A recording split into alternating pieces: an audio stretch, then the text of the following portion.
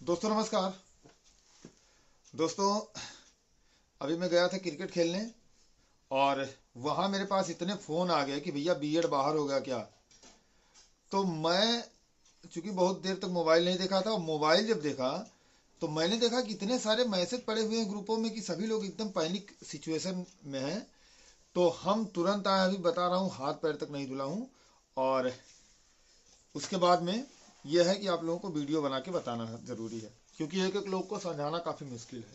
देखिए, मैंने अभी उस आर्डर को पढ़ा है और जहाँ तक हमारे एडवोकेट से भी बात हुई थी, हिमांशु भाई की, उसमें यह है कि उसमें दो तीन मतलब जो माननीय एपेक्स कोर्ट के ऑर्डर आए हैं उसमें 82 83 जो पैरा उसमें उसने कोर्ट किया हुआ है कि राजस्थान में बीएड को शामिल नहीं किया गया था। देखिए, जो देवेश शर्मा वाला वो है कि जब एनसीटीई ने 28 जून 2018 का गजट पास किया था तो उस समय उसके बाद भी राजस्थान में बीएड को शामिल नहीं किया गया था। एक राजनीतिक चाल थी, क्योंकि राजस्थान में कांग्रेस की सरकार थी और केंद्र में भाजपा की सरकार है थी। और केंद्र की सरकार की नीतियों को ना मानने की वजह से उन्होंने मतलब उसको शामिल नहीं किया। और उसमें कहा गया, पॉइंट नंबर 82 में बोला गया, इसकी अब उसकी या तो इंग्लिश बताएं, कि बीएड की जो अधिसूचना थी 28 जून 2018 को, जो एनसीटीई की अधिसूचना थी वो वैध थी और राज्य को वहां पर बीएड को शामिल किया जाना चाहिए था। राज्य वहां पर बीएड को नजरअंदाज कर दी। फिर 83 में जो लिखा हुआ है मणिपुर वाला, स्टेट ऑफ मणिपुर वाला, उस ऑर्डर में मतलब ये है कि वो ऑर्डर पूरी तरीके से सेटल्ड लॉ है कि अगर कोई आदेश माननीय एपेक्स कोर्ट या किसी भी कोर्ट का आता है, किसी भी चीज को रद्द करने का, किसी भी अमेंडमेंट को रद्द करने का ऑर्डर आता है और उससे पहले अगर उस अमेंडमेंट पे कोई भर्ती गतिशील है या भर्ती पूरी हो चुकी है तो फिर उस पर कोई असर नहीं पड़ेगा। मतलब चार इन्होंने बीएड में बाद में एनसीटी ने, जब देवेश शर्मा वाला ऑर्डर आया है तो एनसीटी ने 4/9/2023 को या ऐसे ही 4/10/2023 या 4/9/2023, मतलब उसके ऑर्डर आने के बाद में एनसीटी ने दोबारा गजट जारी किया और सभी राज्यों को बोला कि आप आगामी भर्तियों में बीएड को शामिल ना करें। तो उससे पहले जो भर्तियां उस ऑर्डर के अधीन चल रही हैं या जो हो चुकी हैं, या जैसे 69,000 शिक्षक भर्ती है, जो लोग पहले से हो चुके हैं वो एकदम पूरी तरीके से सेफ हैं। और जो आने वाले समय में इसमें जिनका ग्रीवांस है, जिनके सीटों को सरकार ने ले लिया है या इधर उधर कर दिया है, जैसे हम लोगों का है, अब हमारी लगभग 10 से 12,000 सीटों का नुकसान हुआ है।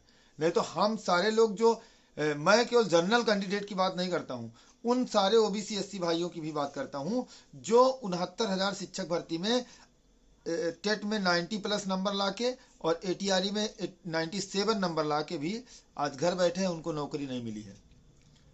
तो ये आने वाला डबल बेंच का ऑर्डर नज़ीर होगा। सिंगल बेंच का ऑर्डर तो एक नज़ीर है ही एटीआरई का, लेकिन आने वाला डबल बेंच का ऑर्डर भी एक नज़ीर होगा और उन सभी लोगों को नौकरी मिलेगी जो 90 और 80 97 नंबर पा के घर बैठे हैं, चाहे जनरल हो या ओबीसी हो या कोई और हो।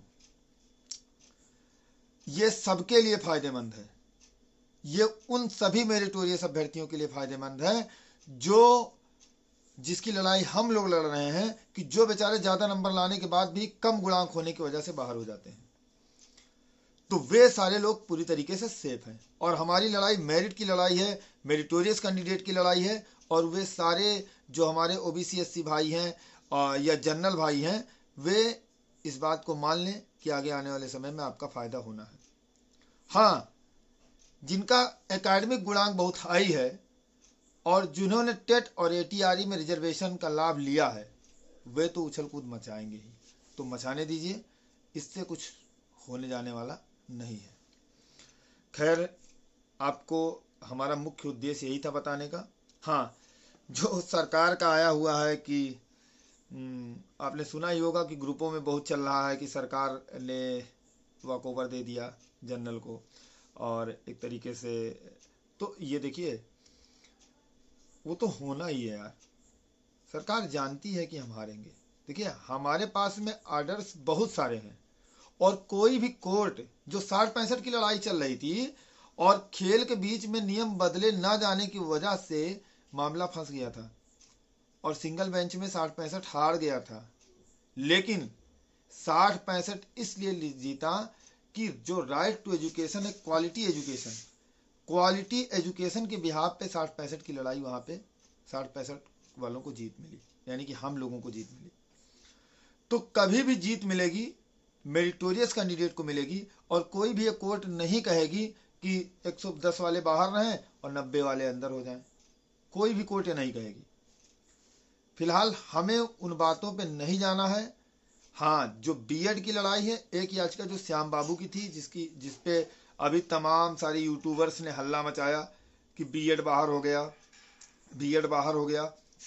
और जैसे बोलते हैं ना, देखिए ये अफवाहों का दौर चल रहा है, और इस दौर में बहुत सारे यूट्यूबर्स ऐसे होते हैं ना, एक वीडियो पे बहुत सारे व्यूज हो जाते हैं और उससे उनकी कमाई होती है। हम लोग भी यूट्यूबर हैं, जानते हैं, लेकिन हम लोग केवल काम की बातें करते हैं, फालतू वाला काम नहीं करते हैं। तो वो ऐसा थंबनेल लगा देते हैं ना, थंबनेल लगाने के भाई थंबनेल लगा दिए बढ़िया, तो उनको बस लोग जरूर क्लिक करेंगे उस पर। तो आप लोगों को देखना चाहिए कि आदमी कितना पढ़ा लिखा है, कितना जानकार है। अब ऐसे ऐसे लोग यूट्यूबर हैं कि बोलते हैं 20,000 सीटों का घोटाला कैसे हुआ जब 12,000 फ्रेश जनरल की भर्ती हुई है। अब उन मूर्खों को कौन समझाए, जब जिनके पास में खुद सद्बुद्धि नहीं है तो इनको कौन समझाएगा। और समझाने वाली बात ही नहीं है भाई, हमें किसी को नहीं समझाना है, हमें केवल कोर्ट को समझाना है बस। हमारा काम पूरी दुनिया को समझाना नहीं है कि हम एक एक लोग को समझाएंगे। हमारा काम कोर्ट को समझाना है, और हम कोर्ट को समझाने में आज तक सफल रहे हैं, और आगे भी हम कोर्ट को समझाने में सफल रहेंगे। दूसरी चीज यह है कि आप लोगों ने कहा कि सर एक और सीनियर चाहिए, तो हम एक सीनियर नहीं 2 सीनियर की व्यवस्था कर रहे हैं। एक तो हम लोगों ने अनिल तिवारी सर को हायर कर रखा है, आप लोगों को बता भी दिया गया है कि अनिल तिवारी सर की ब्रीफिंग हो चुकी है, और वे उस दिन भी कोर्ट में आए थे, 4 तारीख को भी कोर्ट में आए थे, और कल भी कोर्ट में आए हुए थे। कल तो हम थोड़ा सा पॉलिटिकल वर्क में थे, इसलिए मतलब उस समय नहीं थे वहाँ पे कोर्ट के समय, लेकिन यह है कि अनिल तिवारी सर कल भी कोर्ट रूम में मौजूद थे, और वे इस केस को अभी रीड कर रहे हैं, और केस की जहाँ पे पॉइंट बारीक पॉइंट होगी ना, हम उस बारीक पॉइंट पे अटैक करेंगे।